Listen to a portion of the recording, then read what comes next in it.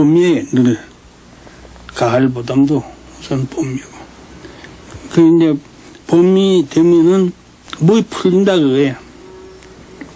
봄은 봄대로 야 아무리 나쁜 봄이라도 몇 번 수십 번을 속인 봄이라도 봄을 기다린다 그래. 봄이 되면은 나를 이끌어줄 뭔 사람이 오고 내가 힘이 그때는 나고 내가 바랬던 무엇도 저거하고. 봄이 오면 날이 화창을 깨고 보드라운 바람에 우미 트고 꽃도 피리라. 만물은 씩씩한 소생의 낙원으로 변할 것이고 나에게도 보드라운 그 무엇이 찾아와 무거운 이 우울을 씻어줄 것만 같다. 오냐 봄만 되거라. 불과 30의 나이로 생을 마감한 봄봄의 작가 김유정. 가난과 병마의 고통 속에서도 그는 동백꽃, 소낙비, 금 따는 콩밭 등 30여 편의 주옥 같은 단편들을 남겼다. 궁핍한 식민지 민중의 삶을 풍부한 토속어로 노래한 김유정. 춘천 의암호반에는 김유정을 기리는 문인비가 오늘도 알싸한 동백꽃 향기 속에 파묻혀 있다.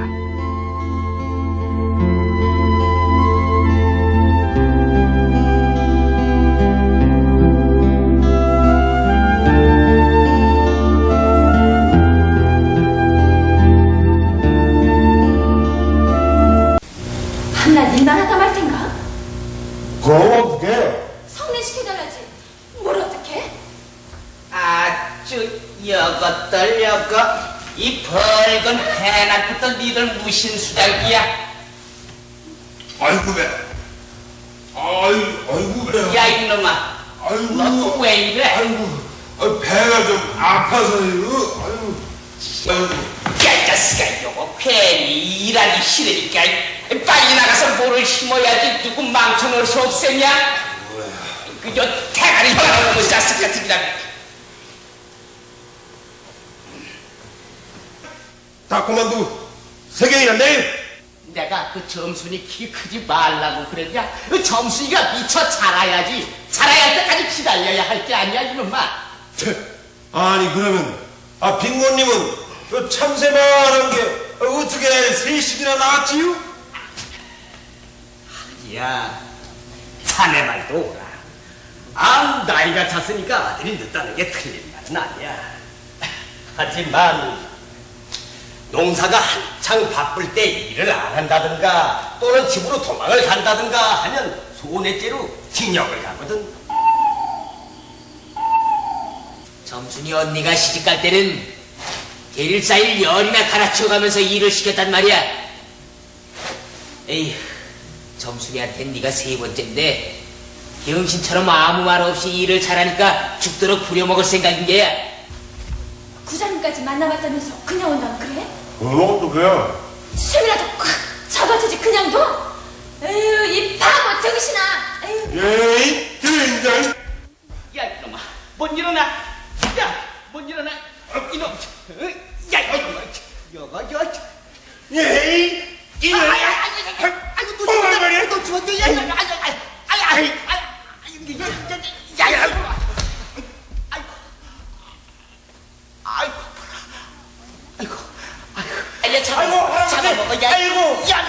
잡아먹어.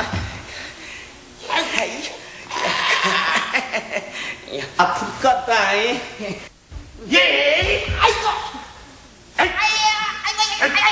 뭔가. 아이고 아버지 죽이네. 아이고 감사하려면 우리 엄마들.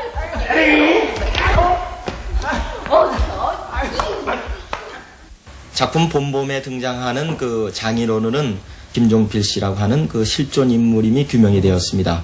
물론 작품에서는 그 봉필이나 또 아이들에 의해서 욕필이로 이름이 나오죠. 또 그 대릴 사이로 나오는 머슴이나 그 딸인 김점순도 다 실존 인물입니다. 그 대릴 사이의 본명은 그 최순일이고, 그리고 그 딸의 이름은 김씨만인데 집에서는 김점순으로 불려진 것으로 나옵니다.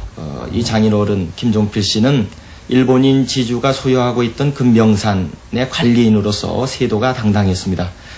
심지어 그 돌아가셨을 때 그 무덤을 그 동네 사람들을 총동원해서 의리의리한 그 무덤을 만들 정도로 세도가 당당했던 인물입니다. 그 당시 농촌의 그 실상, 즉 자장농이 소장농으로 전락하고 일본인 지주의 땅을 다 뺏겨서 생존 자체가 위협을 받게 되는 현실이 있었습니다. 농촌의 그 황폐의 현상은 결국 식민지 정책에 기인하는데, 이러한 현상을 그러한 실존 인물, 마름 지주계층과 소장인 이런 인물 간의 그 관계 설정을 통해서 풍자적으로 보여주려는데 그 주목적이 있었지 않은가 하는 생각이 듭니다.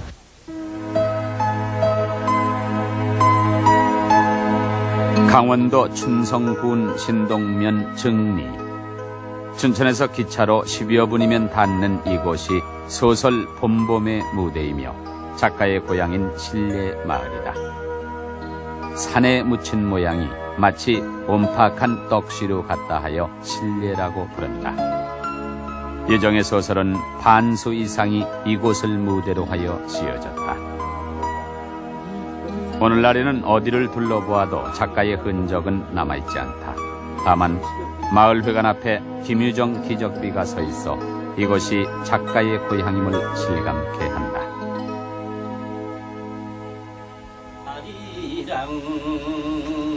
나의 고향은 저 강원도 산골이다.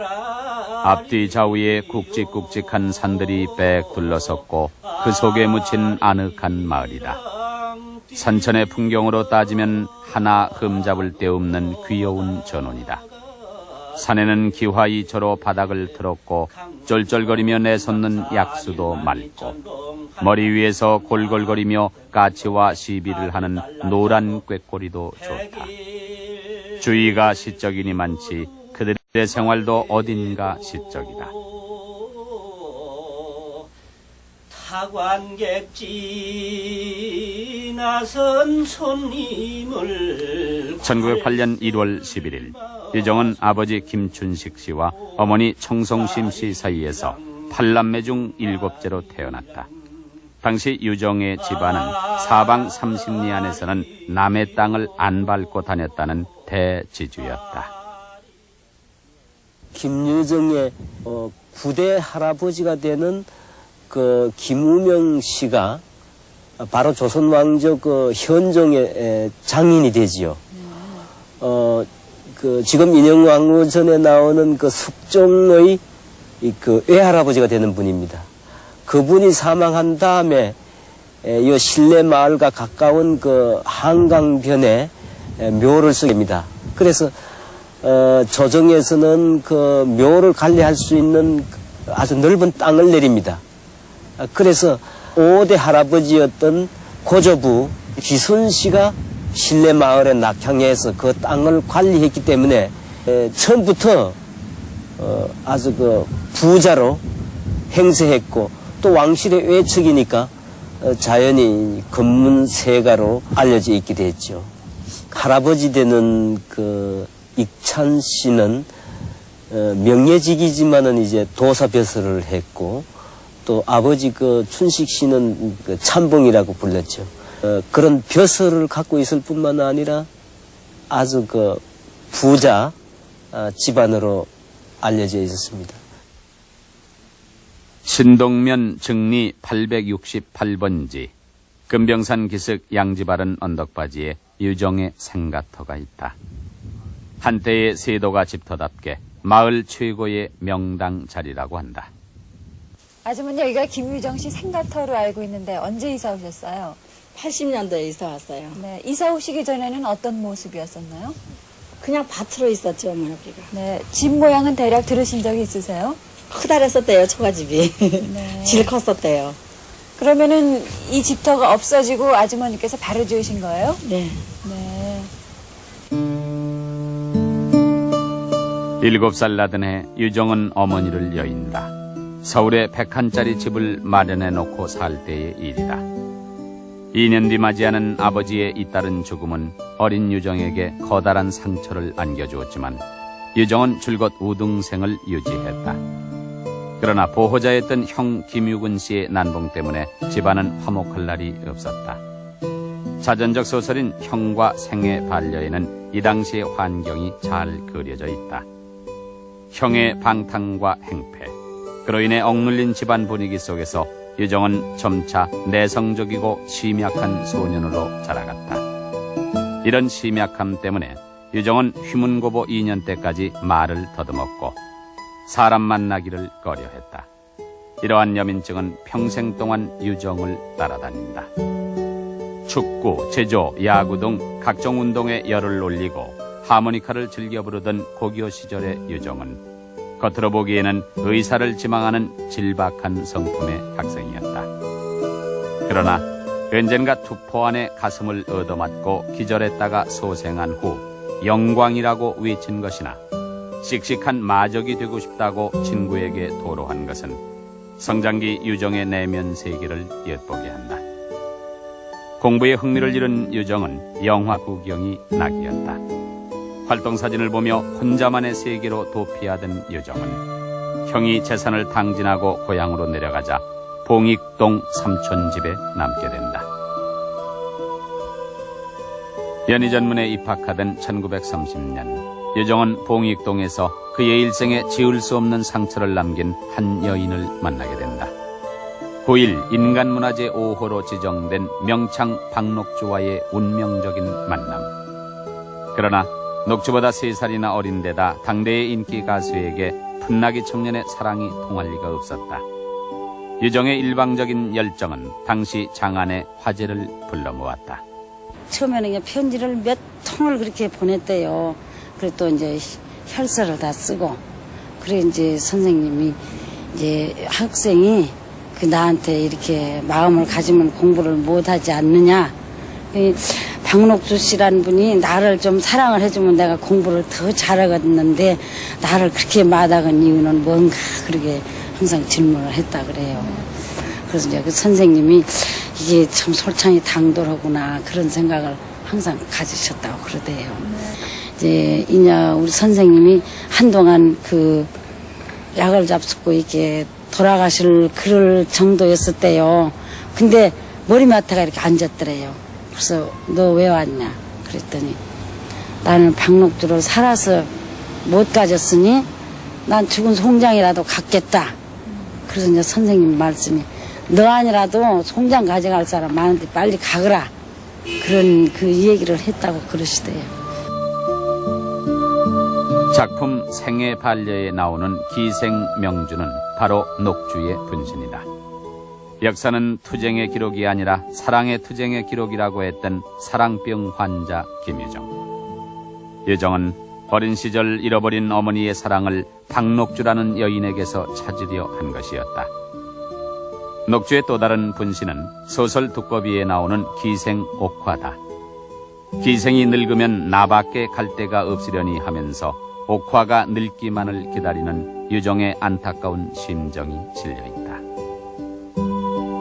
유정은 학업보다 연애 편지 쓰기와 소설 읽기에 골몰했다. 또한 술도 마구 퍼마셔댔다. 자연 건강은 나빠지고 학교에서도 제명당한다.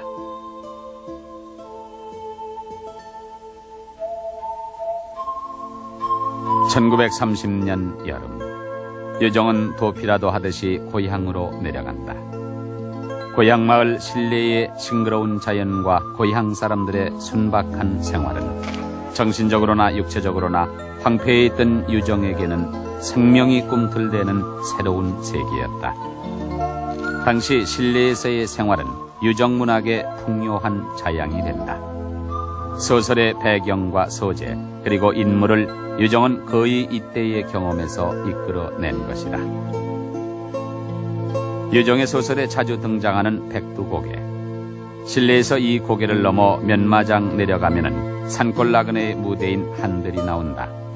덕돌네 집을 찾아온 나그네는 밤을 틈타 이곳 한들을 지나서 거지 남편이 있는 물레방앗간으로 달아나는 것이다. 더운 여름날이면 유정은 한들을 지나 팔미천이나 신현강 등지의 냇가로 가서 미역을 감기도 하고 꺽지, 쏘가리 같은 물고기를 잡아 술을 마시기도 했다.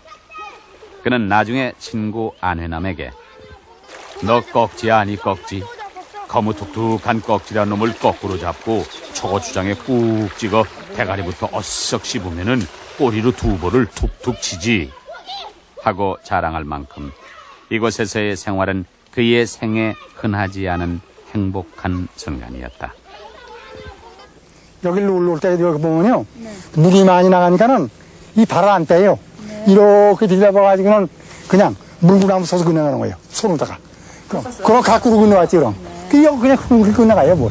가다 주춤다는 건 너무 공공이 갖고 건너가요. 그 당시 건강에 상당히 좋았어요. 상당히 좋았죠. 좋고 말이요. 김유정 선생님 소설에 자주 등장하는 물레방아터가 있죠. 물레방아터는 요게요. 어디예요? 조금 물고 떨어진데 여기죠. 네, 바로 저기인가요? 집은 고고 있었고요. 유정은 녹조와의 아픈 기억을 떨쳐버리려는 듯 떠돌이 작부인 들병이와 자주 어울렸고 이 물레방앗간을 미래 장소로 이용했다. 유정은 들병이와 술을 마시느라 밤을 새우기도 하고 거기에 흥이 나면은 그의 18번인 아리랑 타령을 길게 뽑기도 했다. 들병이의 모습은 총각과 맹꽁이, 산골 나그네, 솥, 아내 등 여러 작품에 나타난다. 들병이 다니는 주모. 들병이 다니는 집. 주막집이었어요. 주막집이죠, 여기가. 그 집 터예요, 그때. 술집은 이 동네 이게 하나니까. 술집은. 네. 이 집 하나예요, 그때. 이 주막집은 언제 없어졌어요? 이거 없어진 지도 10년 넘었어요. 그 정도 쭉 있었나 보죠? 쭉 있었죠. 그냥 이제 농촌에 농가로 있었죠. 이곳에 있었던 주막이 바로 돌쇠어멈이 살던 곳으로 산골 나그네에서는 덕돌네 집으로 나옵니다. 주막집터 뒤에는 덕돌 어머니가 방아품을 팔러 다니던 비딜방아가 남아있다. 유정은 돌쇠네 주막에 수시로 드나들면서 돌쇠어멈과 이야기를 나누었다. 산골 나그네는 돌쇠네 모자가 겪은 실화를 소설로 옮긴 것이다.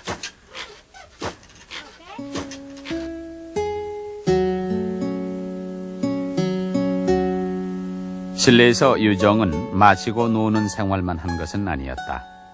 구경꾼이 보기에 아무리 아름답더라도 농촌은 목가적이기만 한 것은 아니었다.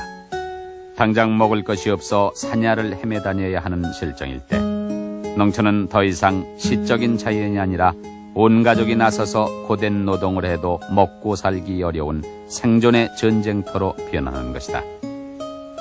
1930년대 일본의 군국주의 정책은 식민지 조선의 농촌 경제를 파탄지경으로 내몰았다.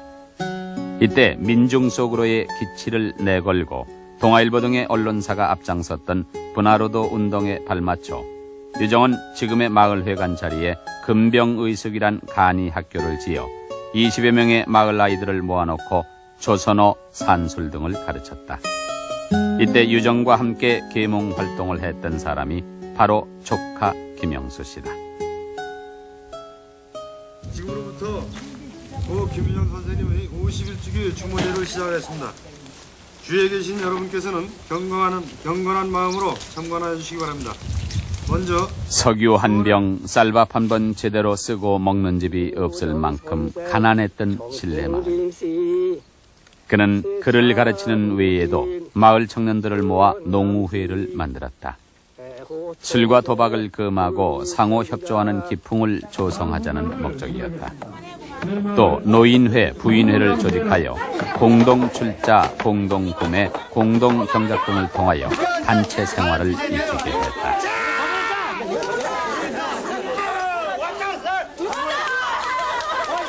당시 금병의숙에서 배웠던 학생들은 벌써 칠순의 노인들이 됐지만은 유정이 가사를 붙인 농우회가를 또렷이 기억하고 있다.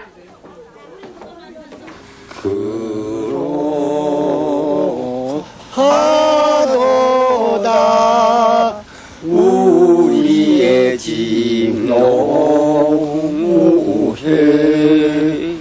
손에 손잡고 장벽국에 모여놓네.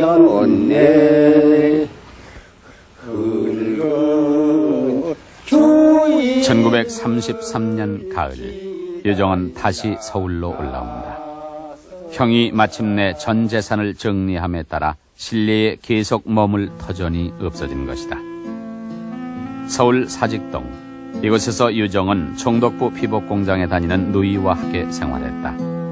형이 떼준 얼마 안 되는 재산은 오래지 않아 바닥이 나고 빈털터리가 된 유정은 누이에게 얹혀 사는 신세가 됐다. 새파랗게 젊은 녀석이 왜 이리 할 일이 없는지 방낮 방구석에 팔짱을 지르고 멍하니 앉아서는 얼이 빠졌다. 그렇지 않으면 이불을 뒤쓰고는 줄창같이 낮잠이 아닌가. 소설 따라지에 나오는 톨스토이는 바로 이때 빈둥거리고 놀고 먹는 문학 청년 유정의 모습이다. 따라지라고 하는 것이 도시 취재의 작품인데 거기에 이제 그 카페 여자라든가 혹은 뭐 직장에 나가는 여자 같은 사람들이 등장을 하는데 밀린 방세를 내라고 하는데도 불구하고 그걸 안 내면서 조금도 꿀리거나 하는 생각이 없이 뻔뻔하고 아주 간사하고 그런 교활한 그런 면모를 보여주는데 그 도시 하층민의 삶을 갖다 미화하지 않고 그러면서 그들의 뻔뻔한 생활을 통해서 오히려 그들의 삶이 얼마나 궁핍하길래 저런 뻔뻔한 생활이 나올 수가 있겠느냐 하는 것을 느낄 수 있게 당시의 도시의 하층민의 삶이 매우 어려웠다는 것을 생생하게 그려주는 그런 면모가 있습니다.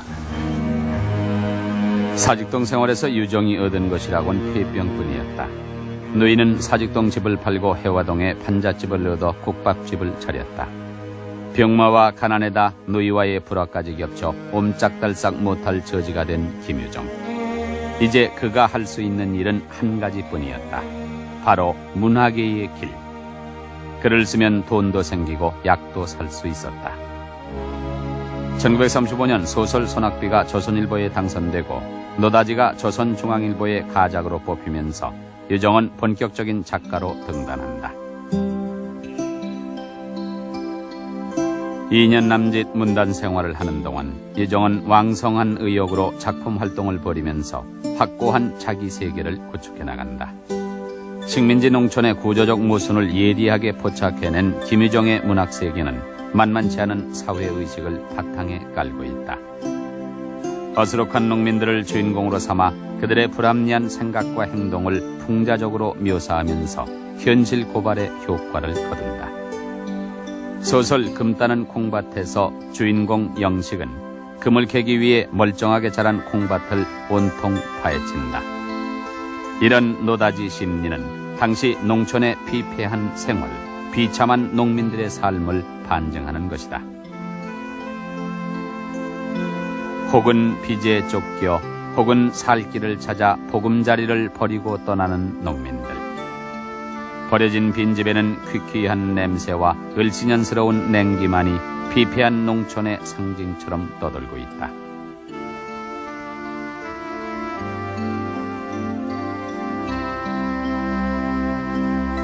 소설 만무방에서 주인공 응칠은 농사 짓느라 빚진 돈을 갚을 길이 없자 재산 목록을 벽에 적어 빚장이들 앞으로 남겨두고 야반 도주를 한다. 재산이래야 호미 젓가락 따위에 불과하니 말이 농민이지 거지나 다를 바 없다. 고향을 등진 응칠은 결국 불안당인 만무방으로 떠돌고 만다.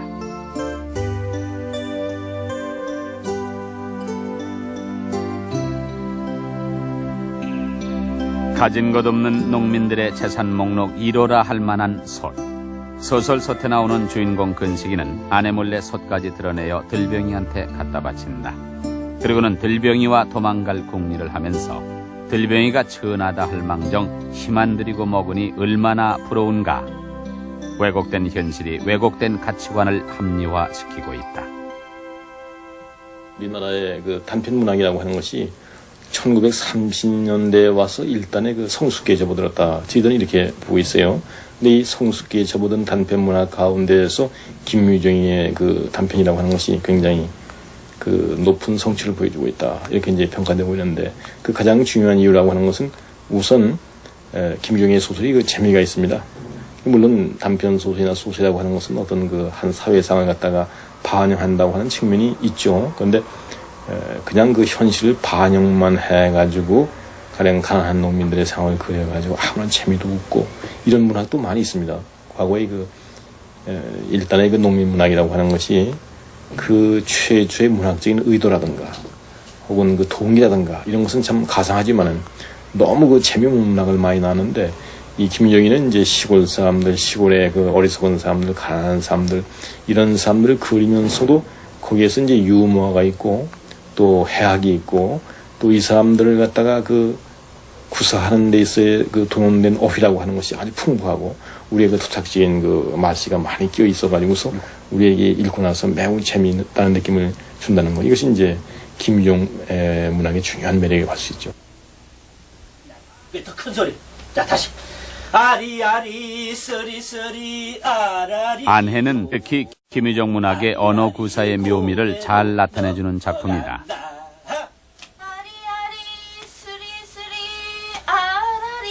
나는 노래를 가르치는데 이 망하려는 소설책을 읽고 앉았으니 어떡하냐. 이걸 데리고 앉으면 흔히 닭이 울고 때로는 날도 박는다. 년이 하도 못하니까 본보기로 나만 하고 또 하고 또 하고. 그러니 저를 들병이를 가르친다는 게 결국 내가 배우는 폭이 되지 않나.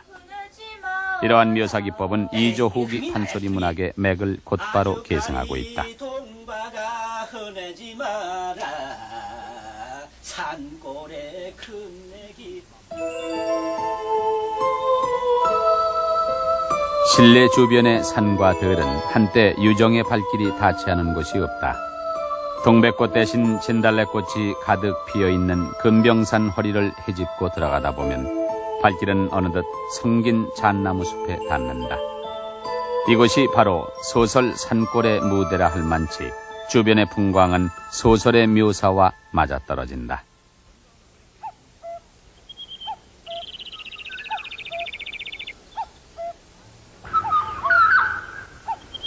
소설 산골에서 유정이 묘사한 꾀꼬리 소리는 다분히 음악적이다. 고이 고이 고이 담배 먹고 꼴비여. 머리 위에서 굽어보던 햇님이 서쪽으로 기울어 나무에 긴 꼬리가 달렸건만 남을 뜯을 생각은 않고 이쁜이는 늙은 잣나무 허리에 등을 비겨대고 먼 하늘만 이렇게 하염없이 바라보고 섰다.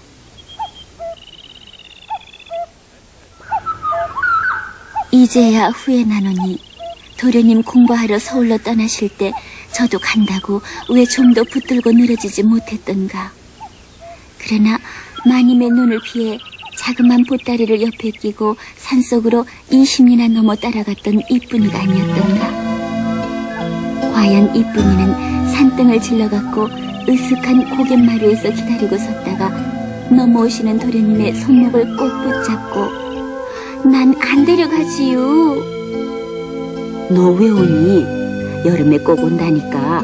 어여 들어가라. 하고 역정을 내시면은 그만 두려웠으나 그래도 날 데려가라고 그 몸에 메어달리니 울지 마라 이쁘나. 그럼 내 서울가 자리나 잡거든 널 데려가마. 만일 이 말에 이쁜이가 솔깃하여 꼭 고지듣지만 않았던들 도련님의 그 손을 안타까이 놓지는 않았던 걸. 난 그럼 기다릴게 하유. 그리고 아침 햇발에 비끼는 도련님의 옷자락이 산등으로 꼬불꼬불 저 멀리 사라지고 아주 보이지 않을 때까지 이쁜이는 남이 볼까 하여 피어 흩어진 개나리 속에 몸을 숨기고 치마끈을 입에 물고는 눈물로 배웅하였던 것이 아니란가. 이쁜이 어머니가 마님댁 시종이고 보면 그 딸 이쁜이는 잘 따져야 시의 시종이니 하잘것없는 계집의 연을. 이쁜이는 제 몸이 이름을 알고 시내에서 홀로 빨래를 할 제이면 도련님이 가끔 덤벼들어 이게 장난이겠지. 품에 꼭 끼안고 뺨을 깨물어 뜯는 그 꼴이 숭글숭글하고 밉지는 않았으나 그러나 이쁜이는 감히 그런 생각을 먹어본 적이 없었다.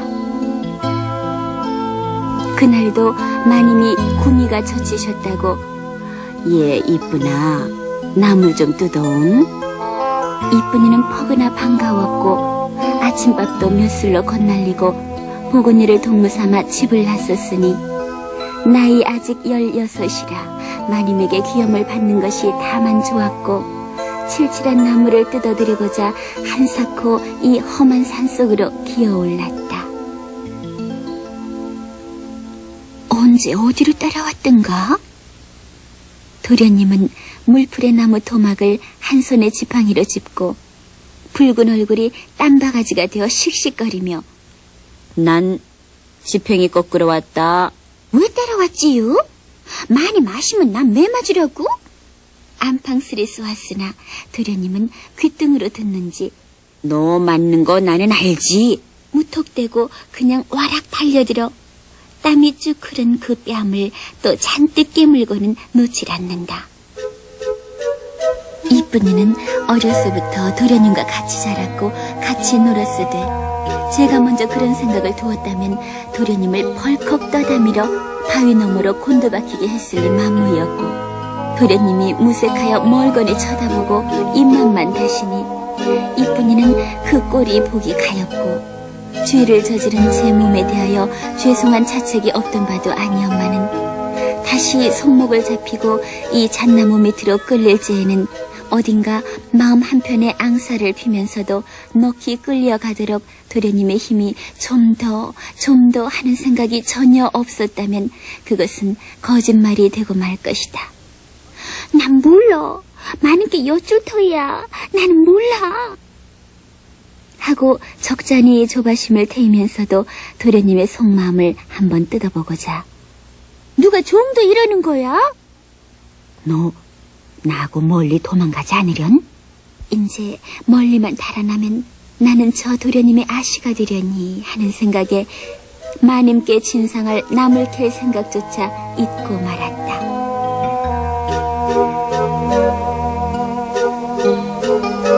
매일과 같이 산을 올라다닌 지 단 나흘이 못 되어 마님은 눈치를 채셨는지 혹은 짐작만 하셨는지 저녁 때 기진하여 내려오는 이쁜이를 불러앉히시고 너 요년 바른 대로 말해야지 죽인다 하고 회초리로 때리시되 볼기짝이 톡톡 붉어지도록 하시었고 그래도 안착이 아니라고 고집을 쓰니 이제는 어머니가 달겨들어 머리채를 휘감고 주먹으로 등허리를 서너 번 쾅쾅 때리더니 그만도 좋으련만 뜰 아랫방에 갖다 가두고는 사날씨나 바깥 구경을 못하게 하고 구매밥으로 구박을 막 하면은 이쁜이는 짜장 서럽지 않을 수가 없었다.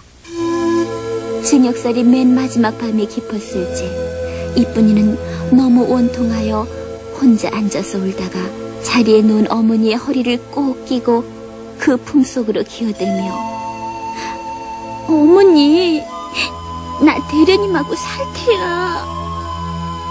어머니는 들었는지 먹었는지 그냥 잠잠히 누웠더니 한참 후 지금은 이렇게 늙었으나 자기도 색시 때에는 이쁜이만치나 어여뻤고 얼마나 맵시가 출중났던지 노나리와 은근히 배가 맞았으나 마님이 이걸 아시고 인두로 하초를 지지려고 들어덤비신 일이 있다고 일러주곤 다시 몇 번 당부하여 말하되 석숙내가 벌써부터 말을 건네는 중이니 도련님에게 마음을 낭두지 말고 몸 잘 갖고 있으라 하고 딱 되는 것이 아닌가. 들러 보리를 거들어 가는 길인지 석숭이가 빈 지게를 지고 꺼불꺼불 밤머리로 와 서더니 너 대련님하고 그랬대지? 이쁜이는 어서 들었느냐고 따져볼 겨를도 없이 얼굴이 고만 홍당무가 되었고 석숭이는 제가 꿰인 듯 싶어서 이쁜이를 짜장 넘보고 대련님하고 그랬대지? 이쁜이는 남다른 부끄러움으로 온 전신이 확확 다하는 듯 싶었으나 앙칼스러운 욕심이 가슴을 쿡 찌를 때에는 어깨뿐이 아니라 등허리 전체가 셀룩거리다가 석숭이의 소매자락을 넌주시 끌며 그 옆 숙성이 자란 수수밭 속으로 들어간다.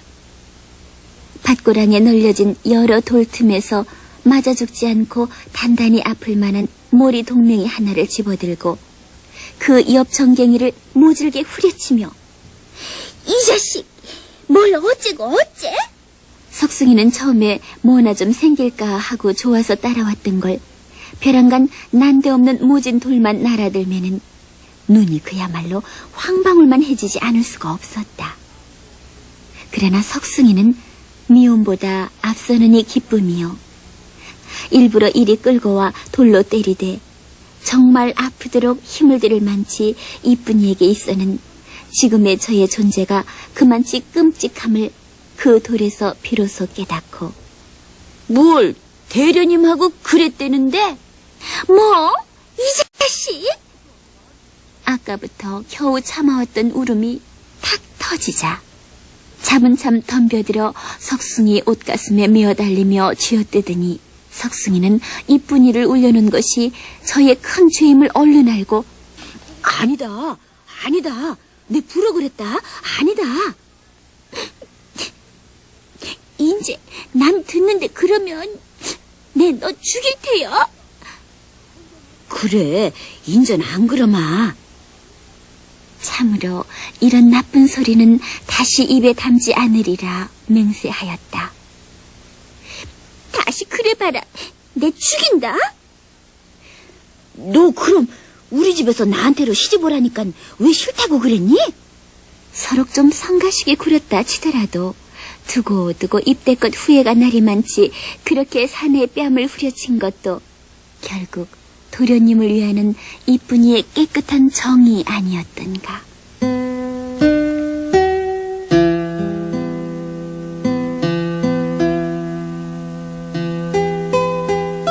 멀리 날아온 풍설을 들어보면 도련님은 서울과 어여쁜 아씨와 다시 정분이 났다 하고 그뿐만도 오히려 좋으련마는 대개 마님은 마님대로 늙은 총각 오래 두면 병난다 하여 상냥한 아씨만 찾는 길이니 의복은 비록 추려할 망정 저의 눈에도 밉지 않게 생겼고 남 가진 이목구비에 반반도 하련마는 뭐가 부족한지 달리 눈이 맞은 도련님의 심정이 알 수 없고 어느덧 원망스러운 눈물이 눈에서 떨어지니 잔잔한 물면에 물둘레를 치기도 전에 무슨 밥이나 된다고 커단 꺽지는 휘영휘영 올라와 꼴딱 받아먹고 들어간다.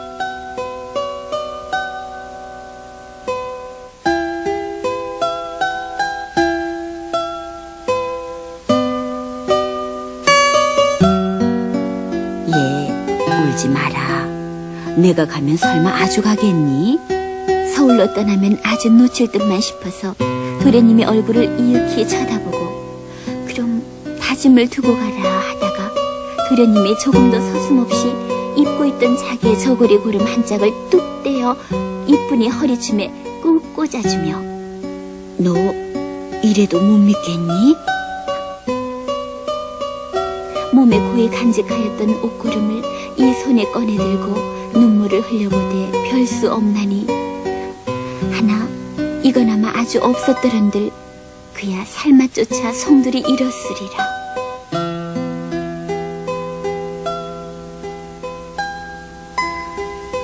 너 편지 하나 써줄련? 그래 써주마. 나 잘 쓴다. 석승이는 너무 반가워서 허둥거리며 묻지 않는 소리까지 하다가 그런 편지면 1년 내내 두고 썼으면 좋겠다 속으로 생각하고 채 틀 못 박힌 연필 글씨로 5줄을 그리기에 꼬박이 이틀 밤을 새이고 나서 약속대로 산으로 이쁜이를 만나러 올라올 때에는 어쩐지 가슴이 두근두근 하는 것이 바로 아내를 만나러 오는 남편의 그 기쁨이 또렷이 나타나는 것이다. 이 편지 써왔으니까 너 나하고 꼭 살아야 한다. 그래. 그 편지 읽어봐. 석승이는 기뻐서 그 앞에 떡 버티고 제가 썼으나 제가 못 읽는 그 편지를 떠듬떠듬 도련님 전 상살이 가신 지가 오래됐는데 왜 안 오고 1년 반이 됐는데 왜 안 오고 하니까 이쁜이는 밤마도 눈물로 세우며 그럼 죽을 테니까 나를 뜻이 얼찐 와서 석승이가 쓴 편지도 잘 찾아갈는지 미심도 하거니와 또한 도련님 앞으로 잘 간다 하면 이걸 보고 도련님이 꼼맥하여 뛰어올 겐지 아닌지 그것조차 장담 못할 일이었마는 해가 기우는 먼 고개치를 바라보며 체부 오기를 기다린다. 체부가 잘 와야 사흘에 한 번밖에는 더 들르지 않는 줄을 저라고 모를 리 없고 그리고 어제 다녀갔으니 모레나 오는 줄은 번연히 알련마는 그래도 이쁜이는 해가 아주 넘어가고 날이 어둡도록 지루하게도 이렇게 속달게 체부 오기를 기다린다. 우리가 고향 얘기를 하고 농촌 얘기를 그리고 자기 사는 어떤 삶의 어떤 그런 그 주변들을 그리고 있습니다만 애정이 깃들지 않았을 때는 그것이 독자에게 감동을 주지 않는데 김유정 소설을 읽으면은 그 속에 등장하는 인물들에 대한 애정이 대단하다는 것 그것을 우선 높이 살 수 있겠습니다. 그리고 작품 생활을 등단해서 생활을 한 2년여 동안에 병마와 또 싸우면서 또 가난 속에서 30여 편의 작품을 만들어냈다는 그런 예술적인 정열, 이것은 한 후배 작가로서 정말 부럽고 높이 평가할 수 있는 그런 것이라고 생각합니다. 유정은 문학에서 마침내 자기의 갈 길을 찾았다. 유정이 헤매던 그 길에 바로 들어섰을 때 결핵균은 이미 유정의 폐에 깊숙이 파고들고 있었다. 원고료가 생기면 각각 배진해든 친구 문인들과 어울려 술로 날려보내고 병 치료는 소홀히 한 탓이다. 1936년 가을 악화된 폐병을 치료하기 위해 유정은 지금의 봉국사인 정릉 약사암에서 잠시 요양 생활을 했다. 폐병에다 치질까지 겹쳐 밤이 하얗게 새도록 고통에 시달리면서도 유정은 일념으로 글을 썼다.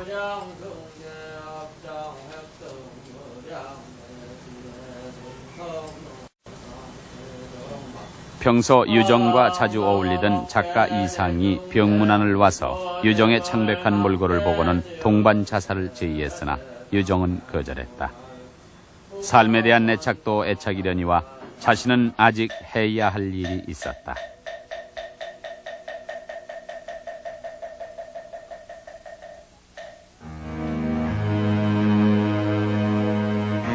유정은 머리맡에 고교 때부터의 좌우명인 겸허를 써붙였다. 자기에게 주어진 삶을 그리고 시대의 아픔을 겸허하게 받아들이고자 했던 이 좌우명은 죽을 때까지 그의 책상 앞에 붙어 있었다. 약값을 벌기 위해 추리소설을 번역하기도 했으나 유정의 병세는 점점 악화됐다. 형아, 나는 참말로 일어나고 싶다. 나에게는 돈이 시급히 필요하다. 돈이 되면 우선 닭을 한 30마리 고아 먹겠다. 그래야 내가 다시 살아날 것이다. 죽기 사흘 전에 유정은 친구 안은남에게 이런 편지를 썼다. 광주에서 과수원을 하던 매형 유세준의 집에서 유정이 죽음의 사자와 최후의 담판을 벌일 때였다. 걔도 누워 계셔도 책을 들으셨어요. 돌아가시던 전날 거정 책이에요. 그런데 자꾸 삼촌이 부르셔서 이제 그래 오라고 그래서 이제 가서 이제 뵈니까는 진수야 너 뭐가 원이지 그러셔. 그래서 저는 공부가 원이에요. 그러면 내가 요병 낳거든 꼭 너하고 나하고 일본 가자. 그래 너는 꼭 문학가가 돼야 한다 그러셔요. 그래서 네 그러고 이제 했는데 어째 자꾸 피고 웃으세요. 그러니까 아마 그때 좀 달라지시는 거예요. 운명하시느라고. 그때 그래 갔었어요. 1937년 3월 28일 새벽해가 동토를 무렵에 유정은 끝내 숨을 거두었다. 그의 나이 겨우 30살. 유품으로 남긴 일기장 갈피에는 녹주 너를 사랑하는 혈서가 띄워져 있었다. 그의 유해는 화장되어 한강물에 한 줌의 채로 뿌려졌다. 생에 대한 회의와 좌절감을 문학을 통해 극복해 보고자 했던 김유정. 어두운 시대를 치열하게 살면서 민중의 웃음과 그 속에 배어있는 아리한 슬픔을 함께 보았던 작가 김유정. 그는 비록 젊은 나이에 요절했지만, 그래서 한강은 그를 실어가 버렸지만 그가 남긴 문학의 향기는 여전히 남아있다. 비로소 민중을 참되게 발견하고 비로소 참되게 사랑한 문학으로.